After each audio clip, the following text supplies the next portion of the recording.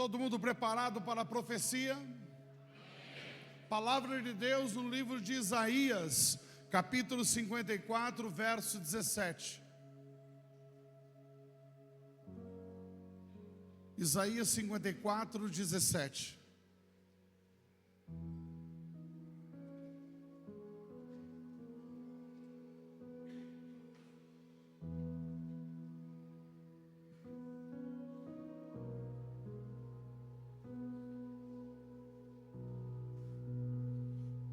Você fique à vontade para ler a palavra de Deus, assentado ou de pé. Diz assim a Sagrada Escritura, preste muita atenção, por favor.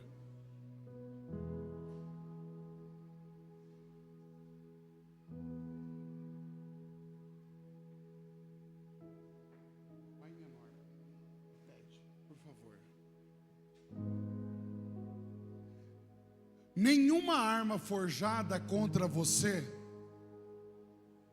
prosperará, e você condenará toda língua que quiser acusá-la em juízo. Esta é a herança dos servos do Senhor, e a sua justiça que procede de mim, diz o Senhor. Amém? Essa palavra, ela fica bonita quando um pregador usa ela no auge da sua pregação e dizer: olha, nenhuma arma preparada contra você vai prosperar. A gente glorifica, a gente fica feliz, mas nós precisamos entender o contexto desta palavra.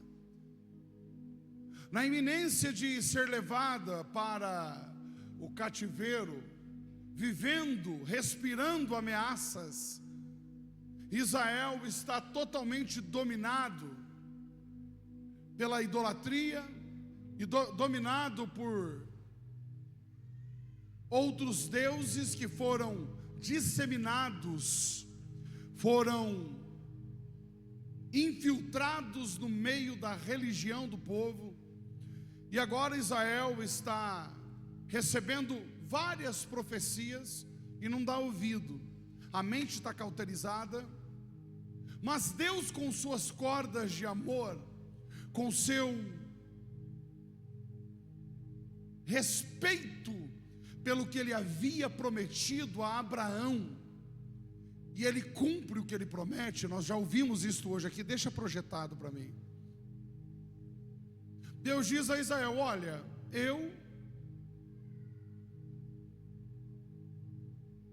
recebo o vosso arrependimento, eu estou aberto a isto, desde que vocês se arrependam de coração, desde que vocês se voltem para mim, eu me voltarei para vocês.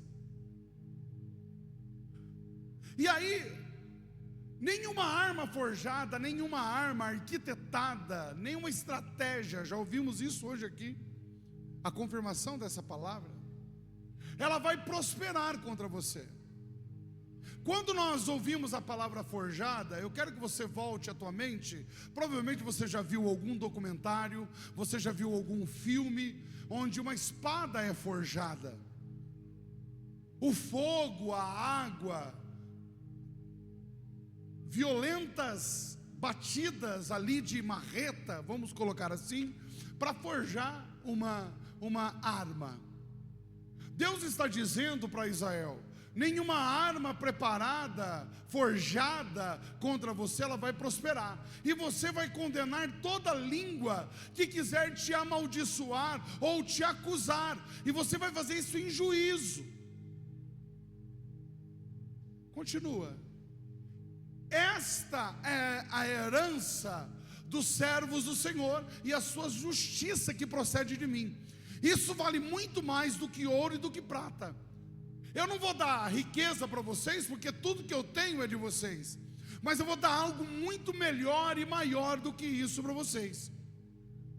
Se vocês se voltarem para mim, se vocês estiverem me colocando no lugar mais alto da vida de vocês, É isso que vai acontecer. Vocês vão condenar toda língua afiada contra vocês. Toda palavra de maldição vocês vão condenar. Toda ferramenta, toda estratégia do inimigo será condenada, não vai prosperar. Nós já ouvimos hoje aqui nesse altar: pode se levantar, pode se multiplicar os inimigos, não adianta, não vai prosperar. Pode ser o que for, o inimigo não vai te tocar. Agora, isso se aplica a Israel, pastor? Sim, se aplicou a Israel. Nós sabemos o desfecho. O desfecho foi exatamente o contrário. Eles não se dobraram diante de Deus e foram levados cativos. Nós conhecemos a história. Ficaram 70 anos na Babilônia para se cumprir a profecia. Nós conhecemos a história. Agora, irmãos, mas onde isso se aplica a mim, pastor? Você vai me perguntar. Israel é a menina dos olhos de Deus. Aconteça o que acontecer, você vai ver Israel vencendo. Aconteça o que acontecer, Israel vai estar prosperando. Israel vai estar na dianteira de tudo que você imaginar. De tecnologia nos dias de hoje, Israel está em primeiro lugar. Segurança mundial, Israel. Tudo que você imaginar. As grandes invenções na área da medicina, Israel. Israel é escolhido de Deus. Não é o fato, ou melhor, o fato de Israel ter rejeitado o Messias não anulou o que Deus prometeu a Israel. E nós temos que conviver com isso. Mas o melhor foi nos apresentado, e nós não rejeitamos Jesus. Jesus. E foi desta forma que o plano da redenção incluiu não apenas o povo eleito, o povo de Israel, que continua sendo o povo eleito. Agora, Deus, com o seu amor, o seu poder, Ele se apresenta a um povo que estava distante, a um povo que estava à deriva, a um povo que não tinha condições de ser chamado geração eleita, sacerdócio real, um povo que estava distante da presença de Deus, na sua vã maneira de viver, mortos em seus delitos. Agora Deus se apresenta de uma forma radical, enviando o Filho dele, aleluia, para que todo aquele que nele crê não pereça, mas tenha a vida eterna. E não apenas aos de Israel, que continuam sendo a nação eleita. Esse é ponto. Mas e os demais? Os demais, raiou uma luz lá na região da Galileia. Zebulon e Naftali, aleluias, nunca viu tanta luz. Na região de Nazaré, na região de Cafarnaum, na região de Belém, aleluias, vem aquele que não salvará apenas os judeus que acreditarão, mas os gentios que hão de crer, de todas as ações e de todos os tempos. Não apenas o Ciro Fenício, não apenas o da Síria, não apenas da Filístia, não apenas, mas do Brasil, de São José do Rio Preto, 2000 anos após tudo aquilo acontecido, o plano perfeito aconteceu. Agora, tanto Israel quanto aqueles que eram gentios, mas agora são filhos e filhas de Deus.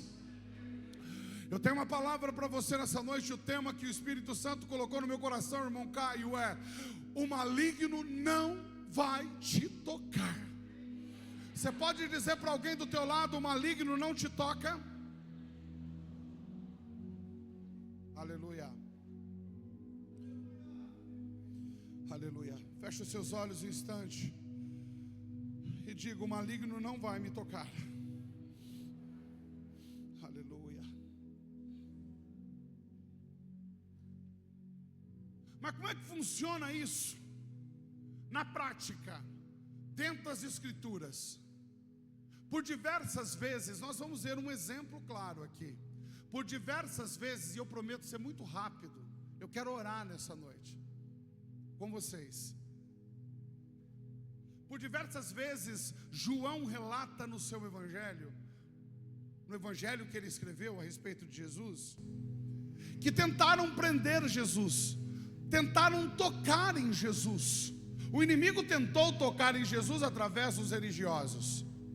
E tem um fato que se sucede, que me chamou muita atenção estudando a palavra. Enquanto a missão de Cristo não foi concluída, Deus não o entregou na mão dos seus algozes. Enquanto a missão não foi concluída, nos levando a crer que nada ficará pela metade. Eu quero que você saia daqui nesta noite com a sensação de que recebeu uma missão do céu e que você precisa cumprir essa missão. Pode ser ela diferente do seu irmão. O seu irmão pode, por exemplo, ganhar muitas almas e você uma só. Você pode exercer algo fora da igreja, no seu trabalho, na sua família, ou até mesmo dentro da igreja, pequeno a sua vista, mas para Deus significa muito. Então, vai se cumprir, pois isso aconteceu com o próprio Cristo. Ele teve que cumprir a missão e não ficou pela metade. O inimigo não pode tocar naquele que está debaixo da graça. O inimigo não pode tocar naquele que está sobre e sob. Ele não pode tocar na unção de Deus que está sobre, e ele não pode tocar em você que está sob essa unção. Então preste muita atenção nisso. Você querendo acreditar ou não, os céus se movem desta forma. E eu estou num ambiente profético e posso te dizer, aleluia, Deus está se movendo, mas você precisa entender e se mover também para debaixo dessa unção. Aleluia.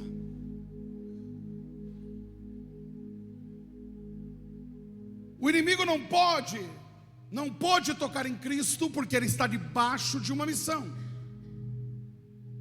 A vontade, nós vamos ver, ele não está sob a sua vontade própria. Nós vamos ler daqui a pouco que ele recebeu uma ordem para estar aqui. Ele foi o escolhido para estar aqui entre o povo, entre os homens. E sendo escolhido, ele não disse não, ele disse eu vou. Aleluia. A vontade do Senhor Jesus, é óbvio que era estar o mais rápido possível de volta para casa, ou não, mas ele tinha uma missão. A vontade de Jesus era cumprir o mais rápido possível o que lhe foi designado. Só que antes disso, o maligno não pode tocar. Escute. Nem sempre o que é mais desejado é o mais necessário na visão de Deus para a tua vida. Eu desejo muito, mas isso está agregado à vontade de Deus, isso está alinhado à vontade de Deus para a tua vida, isso não atrapalhará a missão, isso não atrapalhará a vontade que o Senhor tem de realizar algo através de você. Por favor, estou na introdução. Ele tinha que cumprir a missão a qual ele foi designado. Em João 7, 28 e 29, a palavra do Senhor diz exatamente isso. Em João 7, 28 e 29.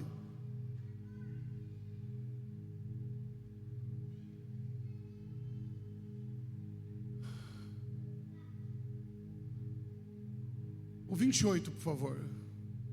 Eu não vim, enquanto ensinava no templo, Jesus disse em voz alta: vocês não somente me conhecem, mas também sabem de onde eu sou.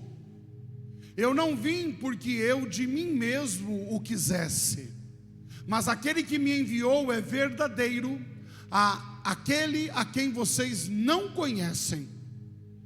Eu o conheço, porque venho da parte dele e ele me enviou.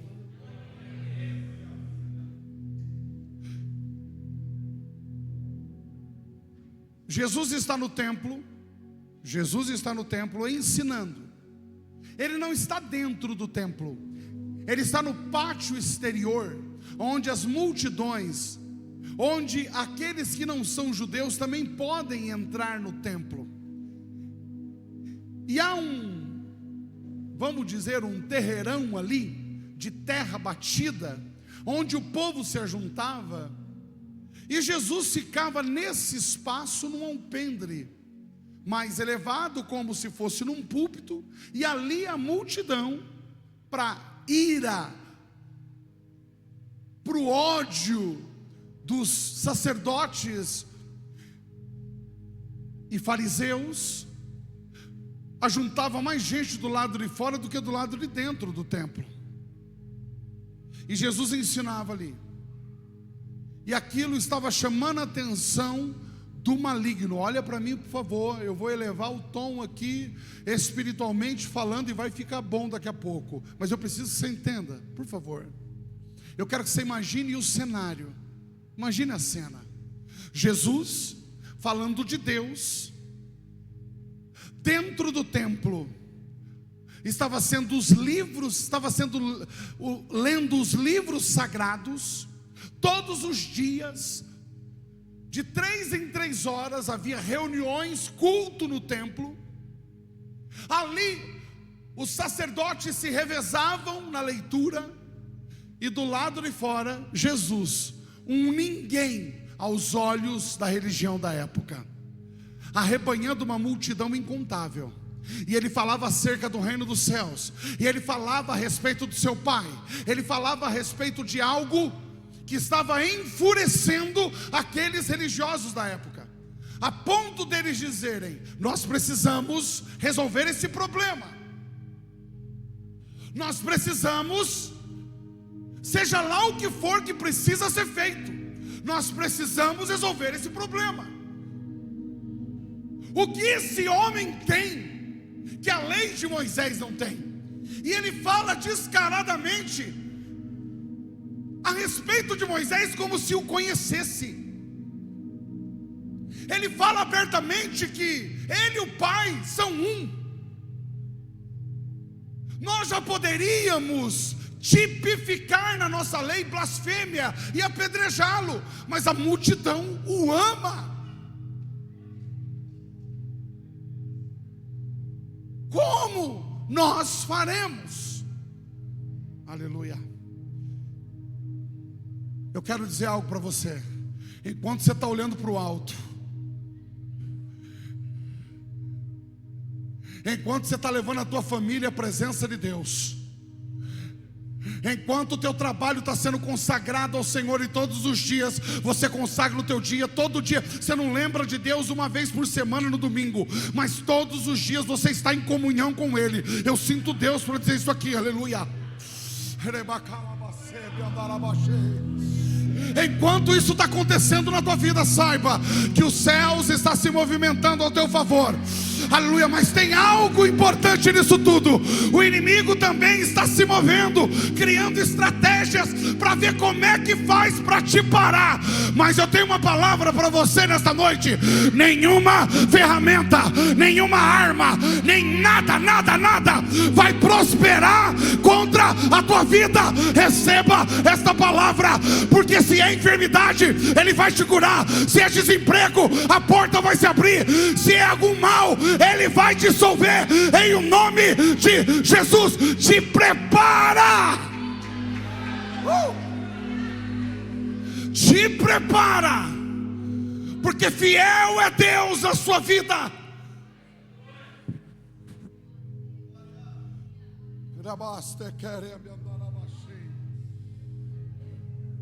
Então está declarada a guerra. faz o seguinte: para piorar a situação de Jesus, eu coloco isso entre aspas, em João 7,37, ele está do lado de fora do templo, e de repente, no último dia da festa, no dia mais importante da festa dos tabernáculos, olha para mim por favor, não converse agora de maneira nenhuma.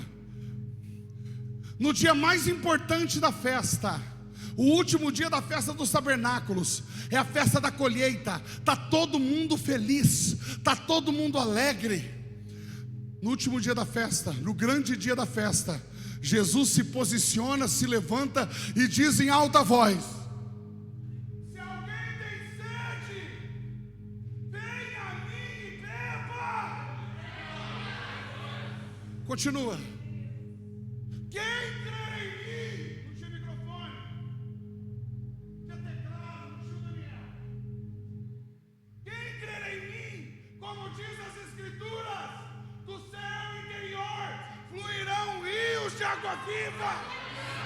É Jesus falando à multidão. E a palavra de Jesus é diferente da minha. Quando ele fala, a multidão se alvoroça e começa a glorificar o nome do Deus vivo. O povo sedento começa a sentir no seu interior água jorrando.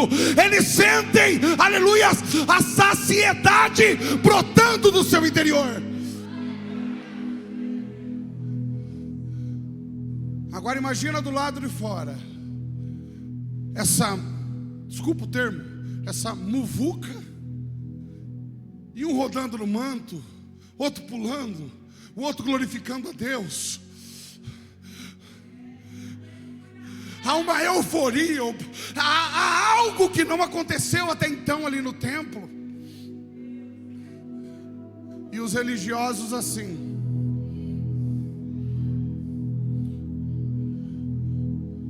observando. Eu vou matar esse cara. Quando você se posiciona diante de Deus, quando você diz assim: ah, é desemprego? Quantos dias de desemprego? Ah, estou sendo mandado embora. Ah, é, não está entrando cliente. Ah, é uma enfermidade. Ah, é um nódulo, é um tumor, é um diagnóstico. Ah, é? Ah, é? Você está pedindo divórcio? Ah, é? Não dá mais certo mesmo? Espera aí um pouquinho. Eu sei que o meu Redentor vive, e a última palavra virá de Deus. A última palavra não é tua esposa, esposo. A última palavra não é tua médico, médica. A última palavra não é do banco. A última não é. A última palavra vem de Deus. Eu vou falar com papai, e papai vai intervir nessa situação. Milagres vão acontecer hoje ainda na tua casa, no teu corpo, aleluia, na tua vida financeira, no teu casamento, em o nome de Jesus. O maligno não vai te tocar. Você crê? Você crê que o maligno não vai te tocar? Levanta a tua mão para glorificar o nome de Jesus.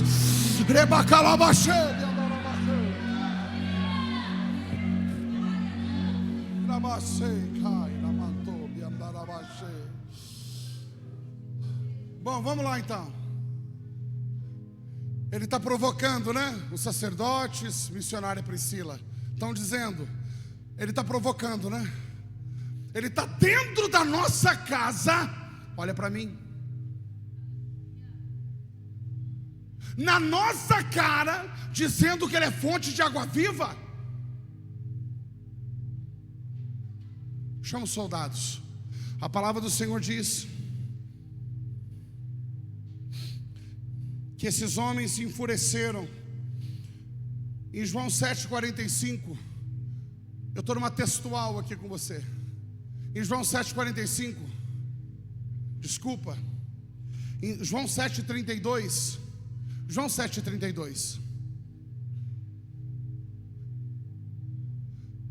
os fariseus, Ouvindo a multidão murmurar essas coisas a respeito de Jesus, falando bem, elogiando, glorificando a Deus por causa de Jesus, juntamente com os principais sacerdotes, o que eles fizeram?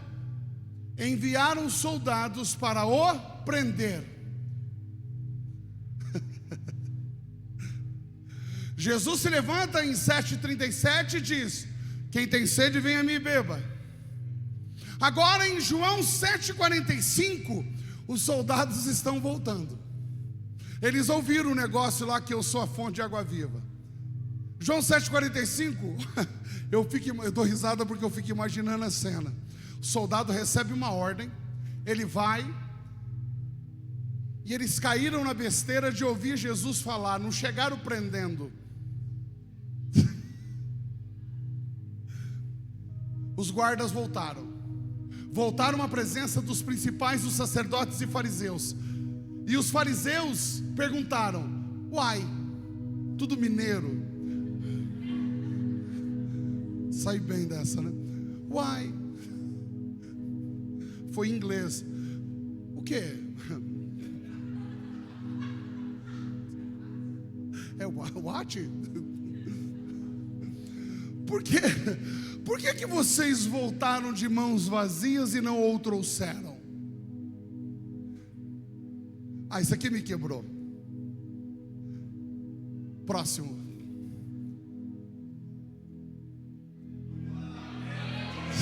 Levanta a mão. Levanta a mão para glorificar.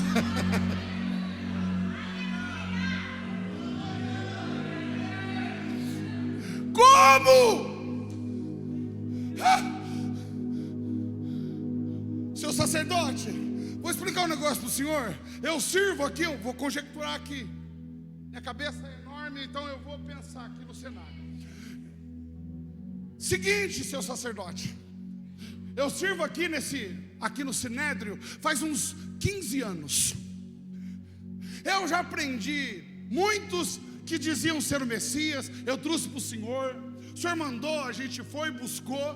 Mas eu e meus homens fomos buscar esse tal Jesus de Nazaré aí. E a gente, ao invés de chegar prendendo, não, a gente caiu na besteira, porque tinha muita gente, mais de 3.000 pessoas. A gente caiu na besteira de ficar ouvindo, e de repente a gente estava assim, ó.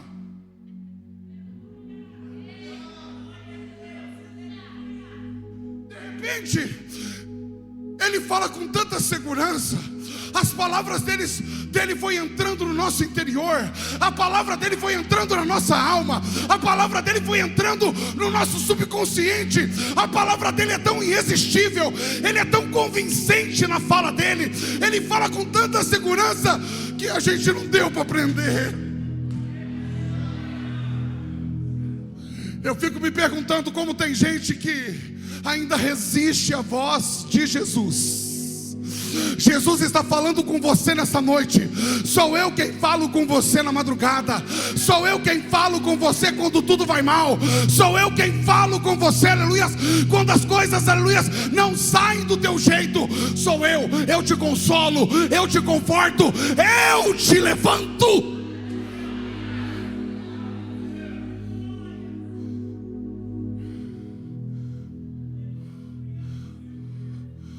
Os religiosos agora, que eram contra Jesus, estão enfurecidos mais um pouco, porque na cabeça dos religiosos, Jesus ludibriou até os soldados.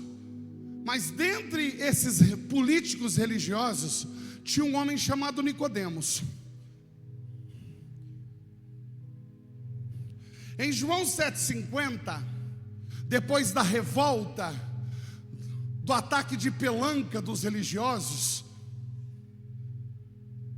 Nicodemos se levanta e diz: ele é um discípulo de Jesus em oculto, e ele está dentro do Senado. Para você entender, o Senado ou o Sinédrio é composto de 70 anciãos mais um.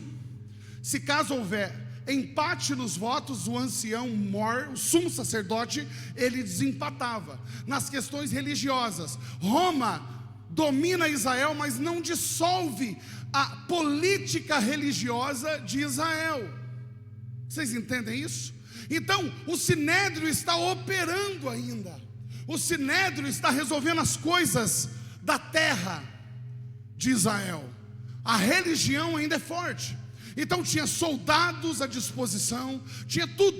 Mandava matar, mandava prender, deixava viver. O sinédrio tinha essa autoridade para proteger a lei de Moisés.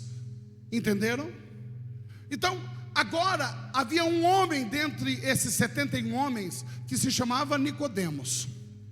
Nicodemos é aquele de João 3 que vai se encontrar com Jesus à noite, e Jesus se apresenta para ele, e ele se converte a Deus através de Jesus. Ele passa a ser um defensor, só que ele não pode falar publicamente e nem dentro do sinédrio que ele estava inclinado a proteger Jesus e os discípulos. Agora esse Nicodemos diz o seguinte: Nicodemos, vendo a crise instalada, porque os desobedientes soldados não trouxeram Jesus, Nicodemos, um deles, que antes tinha ido conversar com Jesus, perguntou-lhes, próximo: será que a nossa lei condena um homem sem primeiro ouvi-lo e saber o que ele fez? Continue. Sem saber o que ele fez? Continue. Eles responderam. Aí o negócio, o caldo entornou. Por acaso também você é da Galileia? Você é um desses galileus? Está defendendo? Examine e verá que da Galileia não se levanta profeta. Continue. E cada um foi para sua casa. Ninguém tocou em Jesus, ninguém tocou nos soldados. O maligno perdeu de novo. É assim que vai acontecer na sua vida. E eu quero que você entenda, aleluia, que se da tua boca sair palavras irresistíveis, palavras que exalte o nome do Senhor, palavras, aleluias, que façam o Deus vivo, aleluia, ser glorificado em tudo que você faz. Se você começar a ouvir a voz de Deus, mas como eu ouço a voz de Deus, pastor? Parando, por exemplo, de ouvir o que é do mundo. Se a música secular ainda te domina, para de ouvir música secular, aleluia. Se você lê coisas, aleluia, que desagradam a Deus, se você está ouvindo só tragédias, e você gosta disso, você está ouvindo sobre traições, você está lendo sobre fofoca, você está lendo sobre tudo que desagrada a Deus, você vai se entupindo disso, e quem está falando com você é o diabo e não Deus. Sabe, irmãos, quando o maligno toca em nós, quando o maligno vai tocar na gente? Quando nós dermos a legalidade, a famosa legalidade. Não puderam tocar em Jesus. Jesus não está sabendo de Nicodemos. Jesus não está sabendo dos soldados. Jesus não está sabendo dos fariseus. Ele está apenas anunciando o reino dos céus. Enquanto você anuncia o reino dos céus, através do teu testemunho, você está prosperando, mas a tua prosperidade, aleluia, você tributa isso a Deus, então você está anunciando o reino dos céus. O teu casamento está anunciando, aleluia, ele é uma bênção, e ele está dizendo, aleluia, que Deus é no seu casamento, o teu casamento, então você está anunciando o reino dos céus. Aleluia, no teu carro, na tua casa, dos teus lábios, sai um louvor perfeito todos os dias, você não consegue falar e dizer outra coisa, então você está anunciando o reino dos céus. Sabe o que acontece? As suas condutas naturalmente vão ser acertadas, os seus atos serão atos de justiça, porque você tem caráter, você tem ética, você tem postura, e os céus serão glorificados através da tua conduta. Ao teu redor Deus vai cuidar de você. Ao teu redor Deus vai cuidar de você. Deus já deu livramento para você que você nem faz ideia. Aleluia. Nicodemos se levantou a favor de Jesus. Os soldados se levantaram a favor de Jesus. Estão falando mal, pastor, mas tem uma multidão falando bem. Tem muita gente que quer o teu sucesso. Tem muita gente, aleluia, querendo que você prospere. E aqui tem uma multidão dizendo: só o Senhor é Deus e Ele prosperará todo aquele que o ama. Deus é na tua vida.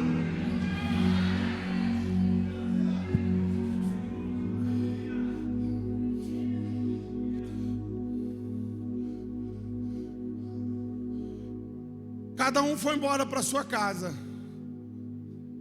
O sinédrio se desfez. Só que o ódio não passou. No outro dia,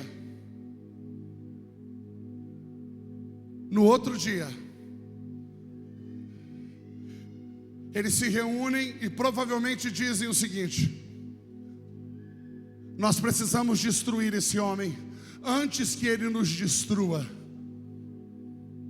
Como assim? Vamos fazer o seguinte: sabe aquela fulana lá daquela casa tal, que é adúltera por natureza? Sim, sabemos. Qual é o plano? Ela vive cometendo adultério. A gente sabe o endereço, é um problema para nós. Vocês querem matar 2 coelhos com uma cajadada só? Sim, é o que nós queremos. Nós odiamos esse homem e aquela mulher é muito problemática. Eu ia falar problemática, quase.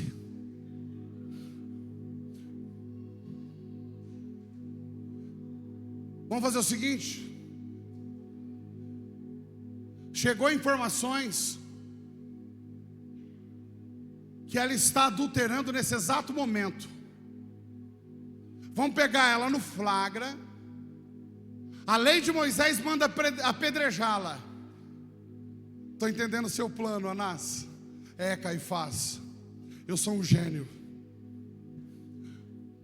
A lei de Moisés manda apedrejá-la. Mas ao invés de nós fazermos o simples, vamos matar 2 coelhos com uma cajadada só.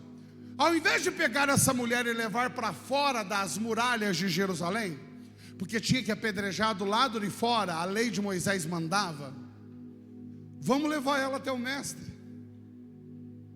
A palavra do Senhor, para você entender, em João capítulo 8 verso 1, João capítulo 8 verso 1, diz assim: Jesus, depois daquele imbróglio todo, daquele problema todo, Jesus, no entanto, foi para o Monte das Oliveiras. Eles foram embora para casa e Jesus foi para o Monte das Oliveiras orar. De madrugada voltou novamente para onde? Por que ele volta para o templo? Porque ele não sabia de nada do que havia acontecido nos bastidores. Jesus volta para o templo e de novo todo o povo se reuniu em volta dele. E Jesus assentado os ensinava. Quando de repente o plano arquitetado, a arma forjada, a arma preparada contra Jesus, ao invés deles irem para fora da muralha, apedrejar a mulher adúltera, eles pegam essa mulher. Os mesmos escribas e fariseus trouxeram à presença dele uma mulher surpreendida em adultério, e fazendo-a ficar em pé no meio de todos. Lembre-se, havia uma multidão, Jesus estava ensinando eles. Os sacerdotes e fariseus, eles entram no meio da multidão, rompem a multidão e vai no centro onde Jesus está.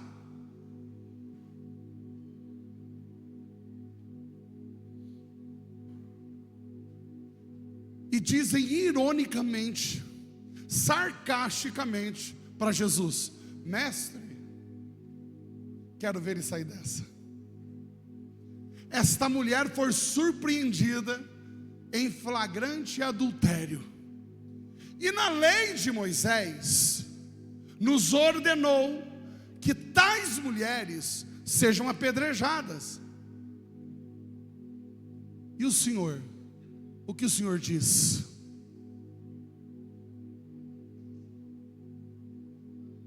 que é difícil a questão? Porque o tempo todo Jesus está pregando amor. E na cabeça dos fariseus e religiosos era o seguinte: ele só prega o amor. Ele vai se colocar na frente dessa mulher e vai protegê-la e dizer: não apedreje. Quando ele disser não a apedreje, nós rasgamos as nossas vestes e o acusamos de blasfêmia, porque ele está indo contra a lei de Moisés, e nós somos os defensores da lei. Nós acusamos ele de blasfêmia, e aí sabe o que vai acontecer? A gente despe ele, a gente deixa ele nu, envergonhado na frente de todos, a mulher envergonhada na frente de todos, e levamos eles para fora das muralhas, apedrejamos ela por causa do adultério, e apedrejamos ele por causa de blasfêmia.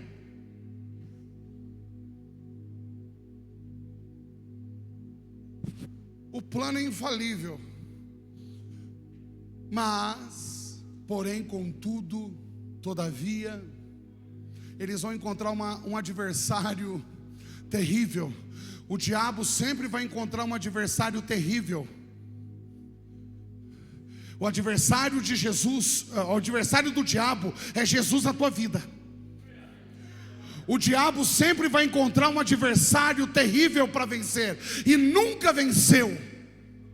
O plano é perfeito, a arma está no pescoço, na cabeça deles, no pescoço de Jesus.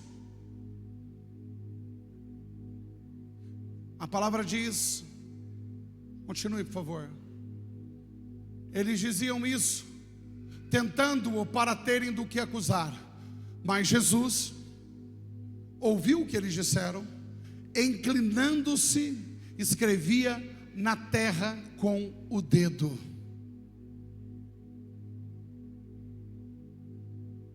Como eles insistiam na pergunta, Jesus se levantou e lhes disse: quem de vocês estiver sem pecado, seja o primeiro a tirar pedra nela.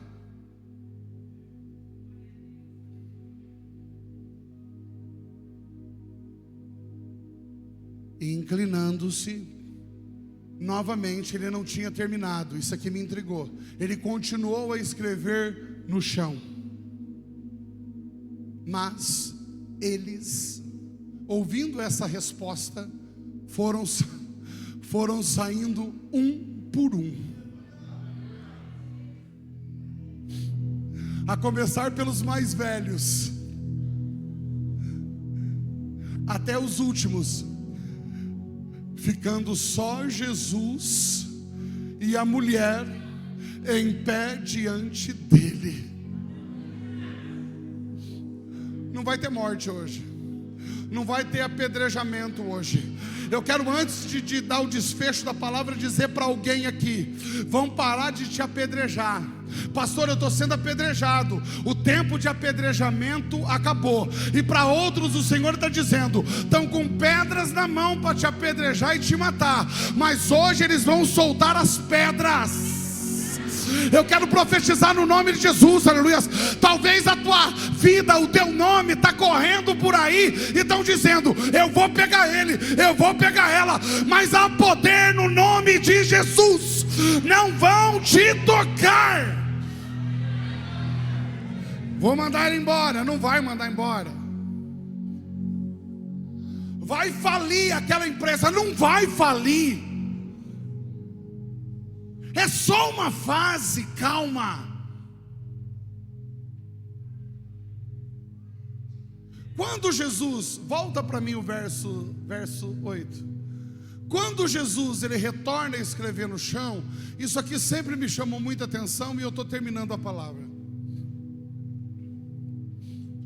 Alguns dizem muita coisa, mas eu entendi que Jesus, pastor Regis, aqui está cumprindo uma profecia.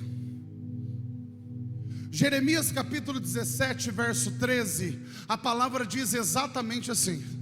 Jeremias capítulo 17, verso 13: o Senhor, ó Senhor, esperança de Israel, todos aqueles que te abandonam serão envergonhados. O nome, escute, o nome dos que se afastam de ti será escrito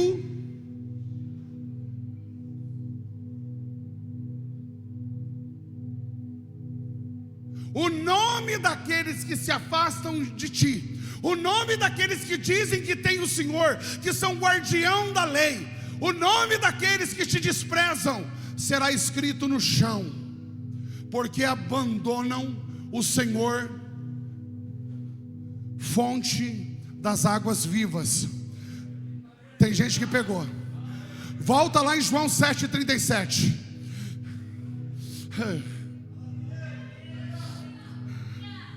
Ele diz no último dia da festa: se alguém tem sede, vem a mim e beba. Coloca Jeremias 17,13. Aleluia, rápido. Jeremias 17,13. O próximo, isso. 17,13 é a continuação. Abandonam o Senhor, a fonte das águas vivas. Tem gente que entendeu isso. Você está entendendo a conexão? Aleluia. Jesus, enquanto escrevia no chão, ele estava escrevendo o nome daqueles que abandonaram a fonte de água viva, escrevendo o nome daqueles, aleluia, que não se prostraram para aprender, não se prostraram, aleluia, para ouvir a sua voz, para beber da água que é ele. Jesus, ele está dizendo: olha, vocês que abandonaram a fonte das águas vivas, escrita em Jeremias 17,13, eu quero me levantar aqui no templo hoje e dizer: aquele que tem sede, venha a mim e beba, porque eu sou a fonte de água viva que não deve ser abandonada. Ele é a fonte de água viva e ele cumpriu a profecia. Agora, o nome daqueles que foi escrito no chão por Jesus, esses foram apagados com o vento. O nome de vocês vão ser apagados, porque vocês abandonaram e não creram na fonte de água viva, da qual está escrito em Jeremias 17,13. Aqui hoje se cumpriu a profecia. Fica de pé, por favor. Em João 8,9. João 8,9. Mas eles, ouvindo essa resposta, foram saindo um por um. O que isso significa, pastor? Significa que o diabo não tocou em Jesus. O maligno não vai te tocar com notícias falsas. O maligno não vai te tocar, aleluia, com diagnósticos humanos. O maligno não vai te tocar mais nessa área da tua vida que você está fragilizado. Não vai te tocar mais.